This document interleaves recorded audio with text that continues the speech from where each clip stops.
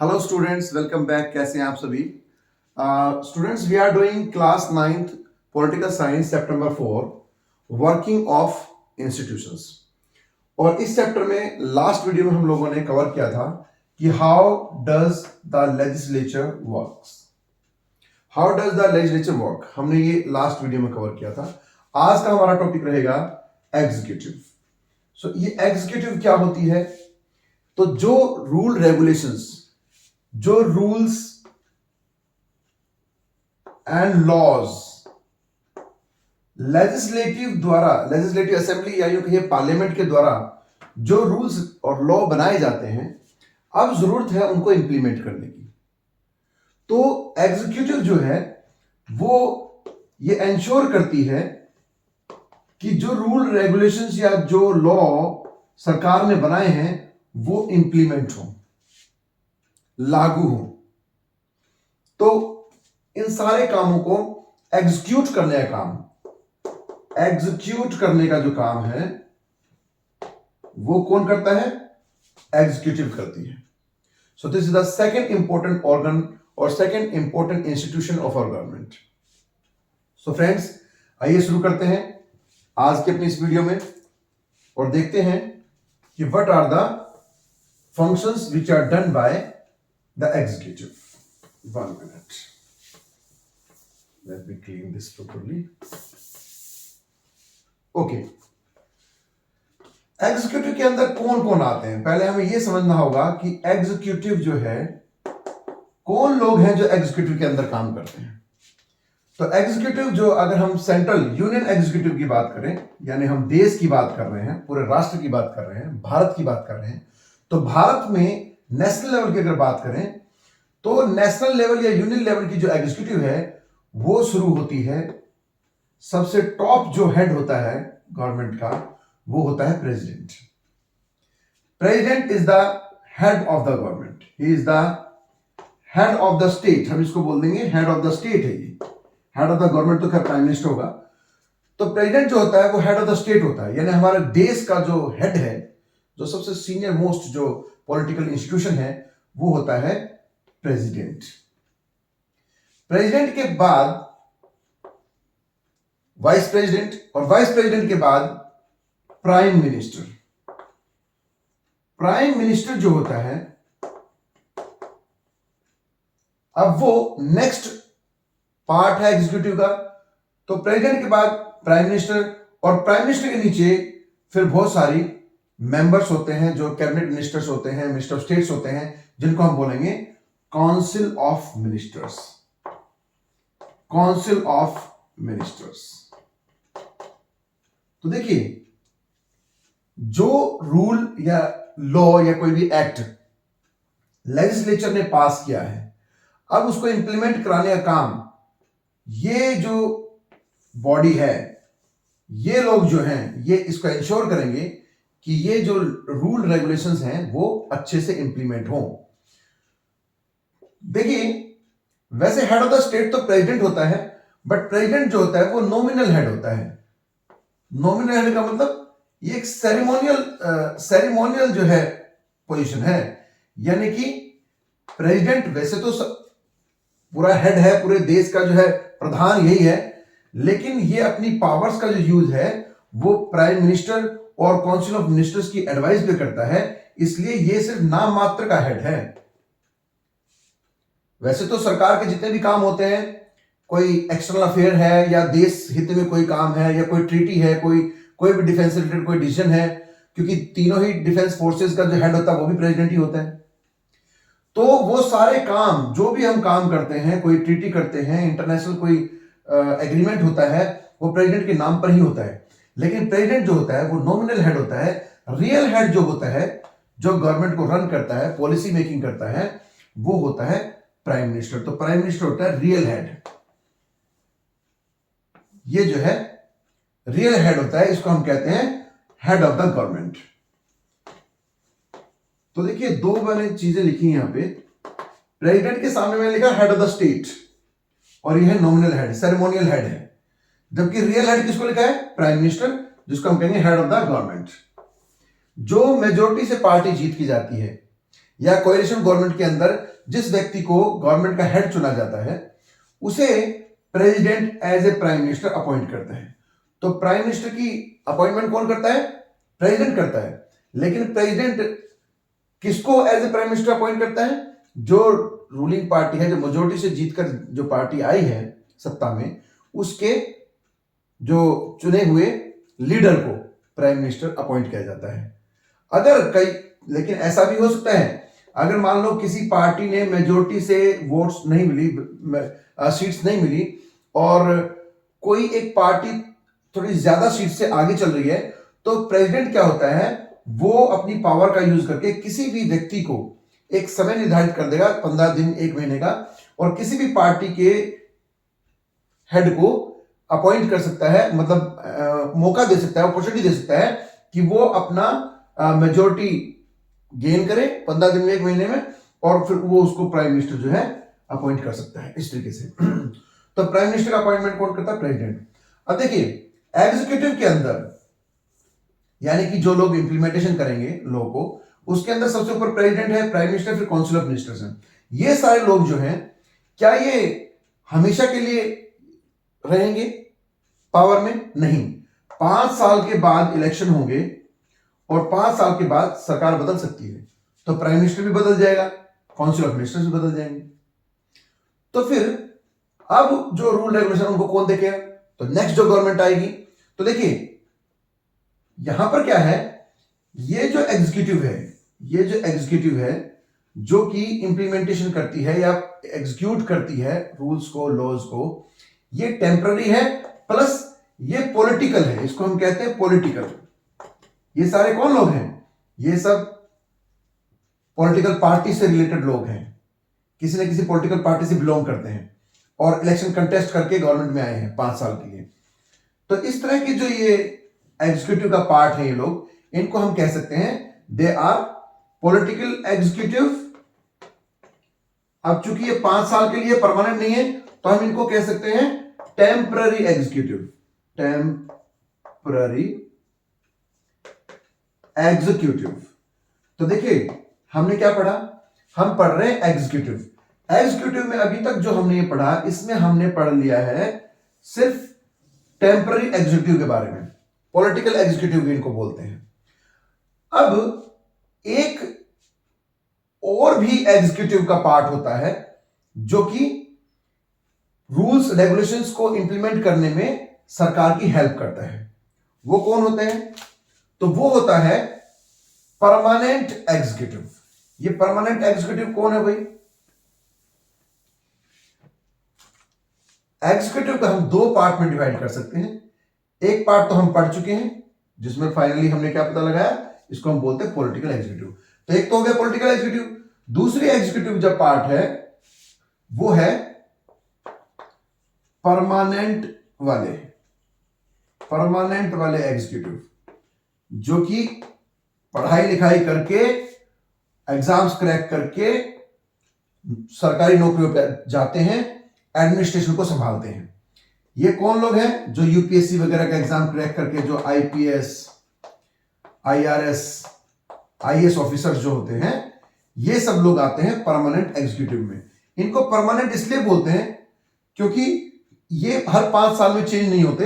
एक बार अपॉइंटमेंट होने के बाद अपने रिटायरमेंट तक, जब तक इनकी रिटायरमेंट की एज नहीं होगी, तब तक ये एडमिनिस्ट्रेशन को संभालते हैं, एडमिनिस्ट्रेशन में बने रहते हैं।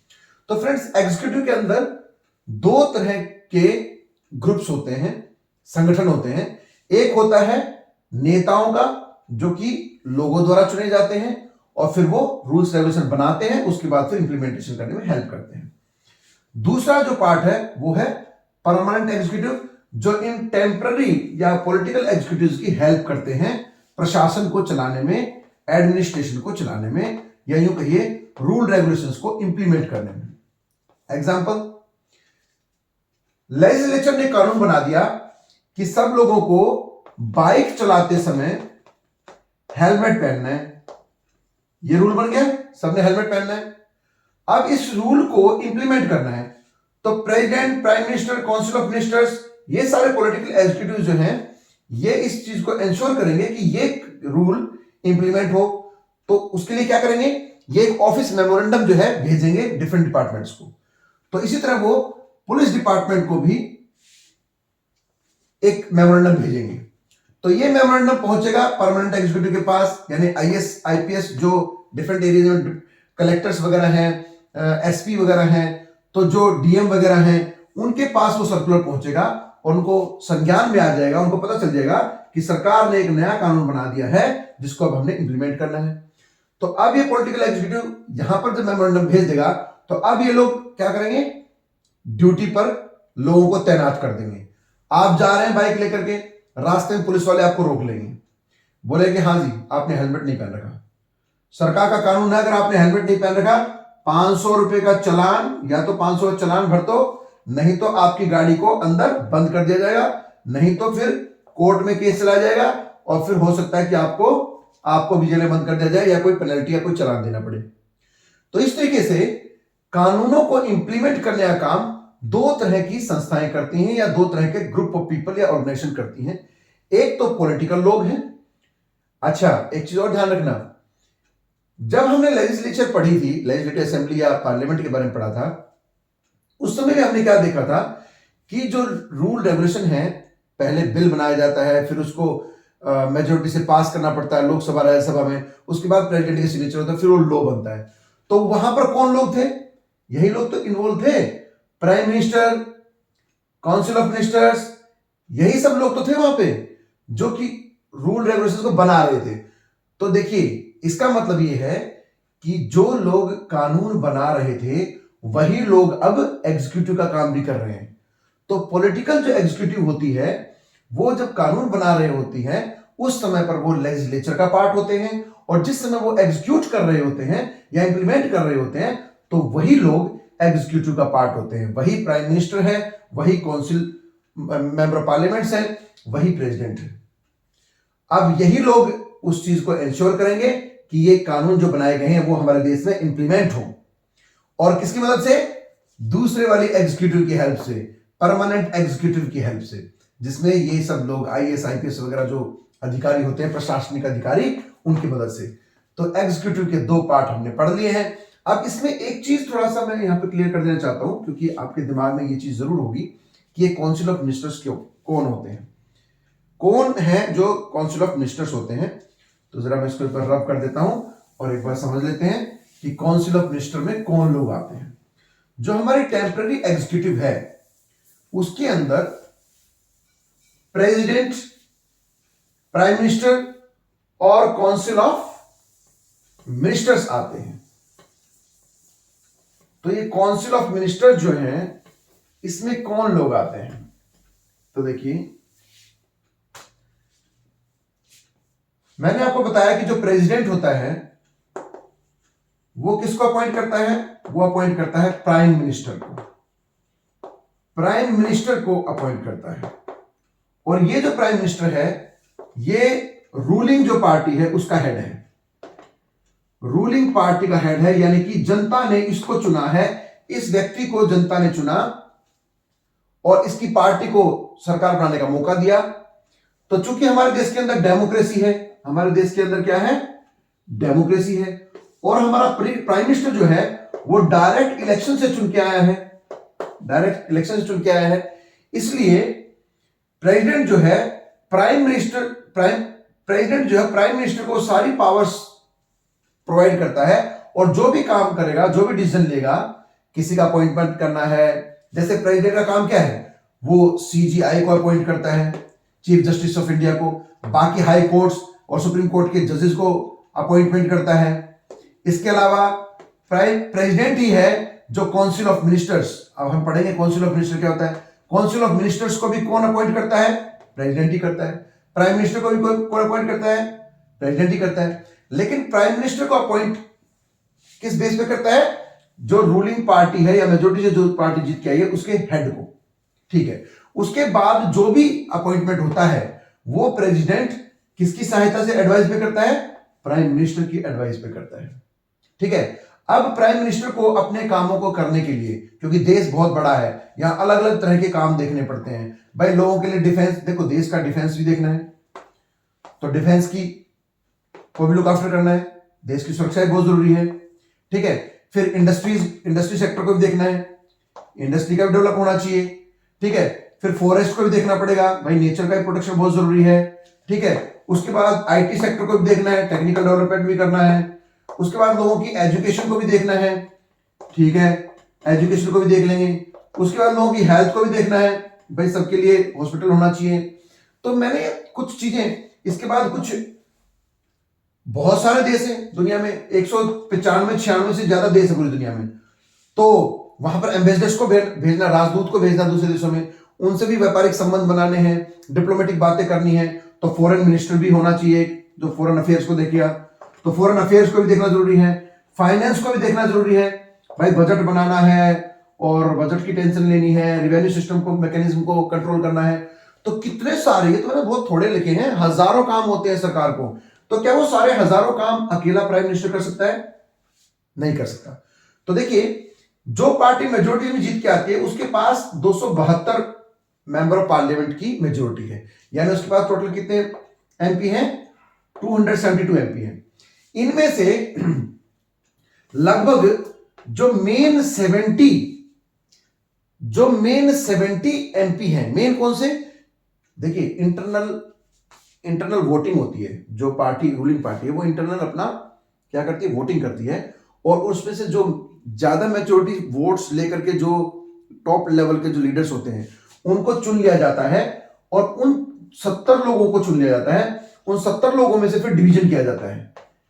70 लोगों को चुना गया, उनमें से 20 को जो है, 20 से 25 जो लोग होंगे उनको डाला जाएगा कैबिनेट मिनिस्ट्री के अंदर। उसके बाद फिर बाकी जो बच गए उनको डाल दिया जाएगा मिनिस्टर ऑफ स्टेट्स के अंदर, मिनिस्टर ऑफ स्टेट्स। तो बेसिकली दो ब्रॉड कैटेगरी होती हैं जिनको प्राइम मिनिस्टर चुनता है, जिनको हम बोलते हैं काउंसिल ऑफ मिनिस्टर्स। तो देखो, इतने सारे कामों को करने के लिए प्राइम मिनिस्टर को अपने मंत्रियों की जरूरत पड़ेगी। तो वो क्या करेगा, अलग अलग डिपार्टमेंट के लिए अलग अलग लोगों को अपॉइंट कर देगा। किसी को फाइनेंस मिनिस्टर बना देगा, मतलब मेजर जो डिपार्टमेंट है। देखिए, अगर हम डिपार्टमेंट्स की बात करें, कुछ काम तो बहुत मेजर है जो कि बहुत जरूरी काम है। ठीक है, तो जो मेजर डिपार्टमेंट्स हैं, मिनिस्ट्री हैं, जैसे मिनिस्ट्री ऑफ हेल्थ, मैंने बताया आपको, मिनिस्ट्री ऑफ हेल्थ, ऐसे ही ministry of education, ministry of aviation, हवाई जहाज वगैरह, एरोप्लेन वगैरह के बारे में, मिनिस्ट्री ऑफ डिफेंस, ठीक है, मिनिस्ट्री ऑफ फाइनेंस। तो इस तरीके से बहुत सारे डिपार्टमेंट्स हैं, और उन डिपार्टमेंट्स को प्रधानमंत्री क्या करते हैं, वो डिस्ट्रीब्यूट कर देते हैं डिपार्टमेंट्स को, कुछ इंपॉर्टेंट लीडर्स को उसकी जिम्मेदारी दे देते हैं, उनको पावर्स दे देते हैं, और फिर वो उस डिपार्टमेंट को हैंडल करेंगे। अकेला प्राइम मिनिस्टर तो नहीं कर सकता। तो ये जो मिनिस्टर्स प्राइम मिनिस्टर अपॉइंट करता है और उनको अलग अलग काम देता है, जो काम देता है उसको बोलते हैं पोर्टफोलियो। जो भी वर्क किसी को असाइन किया गया है उसको पोर्टफोलियो बोलते हैं। जैसे मान लो कि निर्मला सीतारमण, मान लीजिए निर्मला सीतारमण जो है, इनको बनाया गया था फाइनेंस मिनिस्टर। क्या बनाया गया था? Finance minister. तो इनका पोर्टफोलियो क्या है? इनका पोर्टफोलियो है कि ये फाइनेंस मिनिस्टर है, और निर्मला सीतारमण क्या है? Head of the finance department बनाई गई। तो इस तरीके से अलग अलग डिपार्टमेंट के जो हेड बनाए जाते हैं, मेजर डिपार्टमेंट्स के, उन्हें कहा जाता है काउंसिल ऑफ मिनिस्टर्स। तो इसमें टोटल कितने लोग होते हैं? लगभग 70 लोग इसके अंदर होते हैं। अब काउंसिल ऑफ मिनिस्टर में भी दो तरह के मिनिस्टर होते हैं, एक जो कि मेजर डिपार्टमेंट्स के हेड हैं, मेजर काम देखते हैं, ठीक है, उनको बोलेंगे कैबिनेट मिनिस्टर्स।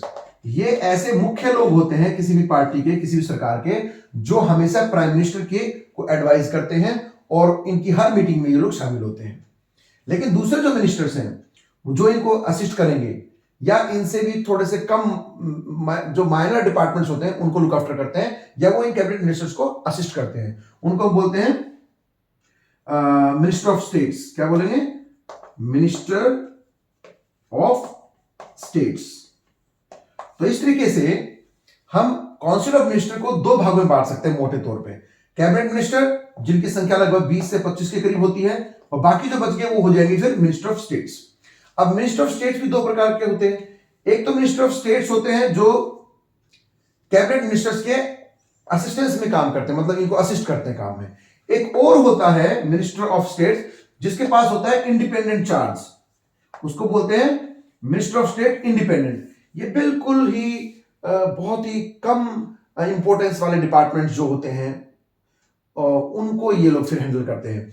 इनको मीटिंग्स में जो है, जब भी प्राइम मिनिस्टर की मीटिंग होती है तो इंडिपेंडेंट बाहर वाले जो मिनिस्टर्स हैं हर मीटिंग में उनको नहीं बुलाया जाता, जब कभी इनकी जरूरत होती है तो ही ये मीटिंग में आते हैं, और ये बाकी की जो पॉलिसीज प्रोग्राम्स हैं उनकी मीटिंग में इन लोगों को इन्वॉल्व नहीं किया जाता। तो कैबिनेट मिनिस्टर्स और मिनिस्टर ऑफ स्टेट्स, ये लोग जो है प्राइम मिनिस्टर को एडवाइस करते हैं, और प्राइम मिनिस्टर और काउंसिल ऑफ मिनिस्टर्स, इन दोनों के एडवाइस पर फिर प्रेसिडेंट काम करता है। ठीक है, जैसे मान लो कि सीजीआई का अपॉइंटमेंट है, या भाई किसी और डिपार्टमेंट का कोई अपॉइंटमेंट जो प्रेसिडेंट करते हैं वो करना है, तो वो सब इनकी एडवाइस पर जो है प्रेसिडेंट को करना पड़ता है। अब देखो प्राइम मिनिस्टर की, प्रेसिडेंट की वजह से तो पावर क्या है कि भाई अगर कोई कानून जब भी बनेगा जब प्रेसिडेंट साइन करेगा, लेकिन अब देखिए प्राइम मिनिस्टर की और सरकार की पावर देखिए। अगर मान लो कोई रूल बनाया गया, कोई लॉ बन गया, बिल मतलब पास किया गया, बिल पास होकर के सिग्नेचर के लिए गया प्रेसिडेंट के पास, प्रेसिडेंट ने को लगा कि ये रूल जो है ऐसे नहीं होना चाहिए, तो वो उसको कैंसिल तो नहीं कर सकता, या तो वो उसको डिले कर सकता है 14-15 डेज के लिए अपने पास रख सकता है, अपने पॉकेट राइट होता है उसके पास, वीटो पावर होती है, वो अपने पास रख सकता है उस चीज को 14-15 दिन के लिए डिले कर सकता है, या फिर दोबारा उसको रिव्यू के लिए भेज सकता है, रिकंसिडरेशन के लिए भेज सकता है दोबारा से फिर। लेकिन अगर दोबारा भी पार्लियामेंट ने उसको मेजोरिटी से पास करके प्रेसिडेंट के पास भेज दिया, तो अब की बार प्रेसिडेंट को उस पर साइन करनी पड़ेगी। तो इस तरीके से प्राइम मिनिस्टर के पास गवर्नमेंट को रन करने की सारी पावर्स होती हैं। तो फ्रेंड्स, हमने इस एग्जीक्यूटिव वाले टॉपिक में ये जाना कि किस तरीके से हमारे देश में रूल्स को इंप्लीमेंट करने के लिए दो तरह के लोग काम कर रहे हैं। एक तो पॉलिटिकल लीडर्स काम कर रहे हैं, गवर्नमेंट के लोग हैं जो काम कर रहे हैं, दूसरा वो किसकी सहायता से कर रहे हैं, जो सिविल सर्वेंट्स हैं, IAS, IPS, IRS, DM, SP वगैरह, जो एडमिनिस्ट्रेटिव या बाकी की जो एजेंसीज हैं, मतलब अलग अलग जो गवर्नमेंट डिपार्टमेंट्स हैं, उनकी सहायता से। तो उसको हम बोलेंगे परमानेंट। तो टेम्पररी, परमानेंट, दोनों एग्जीक्यूटिव मैंने आपको समझा रहे हैं। तो फ्रेंड्स, आज के इस वीडियो में इतना ही काफी है। नेक्स्ट वीडियो में हम लोग करेंगे जुडिशरी के बारे में, हाउ डज जुडिशरी वर्क। तो ठीक है फ्रेंड्स, सी यू, मिलते हैं अगले वीडियो में। Thank you.